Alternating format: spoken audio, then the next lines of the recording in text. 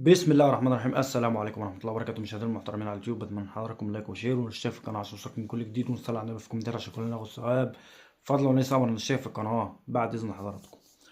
صفقه حامد حمدان يا جماعه حصل فيها تطور مفاجئ. لعب بنسبه 90%، يعني يقترب من نادي بيراميدز بعد ما كان خلاص يعني شبه مضى العقود مع النادي الاهلي. وطلعت انا في فيديوهات سابقه قلت اللاعب يعني اهلاوي بنسبه تتخطى 90%، ولكن في الوقت الحالي يقترب من بيراميدز.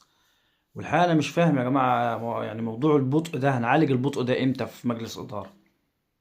يعني مجلس اداره النادي الاهلي هنعالج البطء ده امتى في الصفقات؟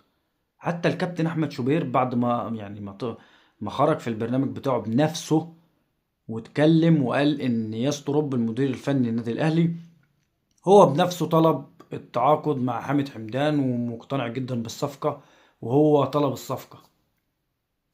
رجع الكابتن احمد شوبير بيقول لك لا، المدير الفني يسرب غير مقتنع بالصفقة. طب حضرتك بتضحك على مين يا كابتن؟ بلاش بقى تتعاملوا مع الناس ان الناس بقى ما بتفهمش. لا، الناس دلوقتي كلها بتفهم. دلوقتي كل الناس بتفهم في الكورة وبتعرف وعارفة كل حاجة. انتوا بتتكلموا يعني لحد امتى هتفضلوا يعني تتعاملوا مع الناس على ان الناس مش بتفهم او الناس بتنسى؟ راجع نفسك يا كابتن احمد شوبير، لان حضرتك اللي طلعت اتكلمت في الكلام ده، وطلعت بنفسك اللي قلت ان المدير الفني هو من طلب صفقة حامد حمدان. فازاي حضرتك طالع دلوقتي بتقول ان المدير الفني غير مقتنع بيه؟ قول ان يعني الادارة فشلت. الإدارة فشلت، أو الإدارة عندها بطء في الصفقات، بطء في التعاقد مع لعيبة.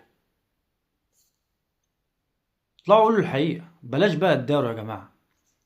حاجة تانية حمزة عبد الكريم، يعني برضه حصل تعديل في الصفقة، تعديل كبير جدا. اللاعب طبعا كان آخر عرض وصل له 2 مليون دولار ونسبة إعادة بيع 10%.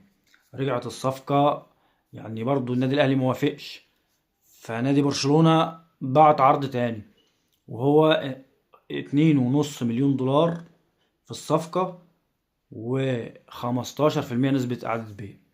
طب أنت كمجلس إدارة عايز إيه تاني؟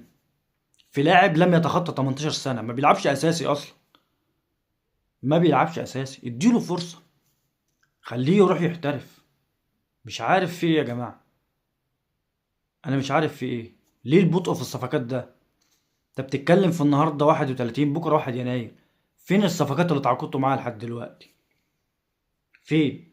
ما شفتش ولا صفقة.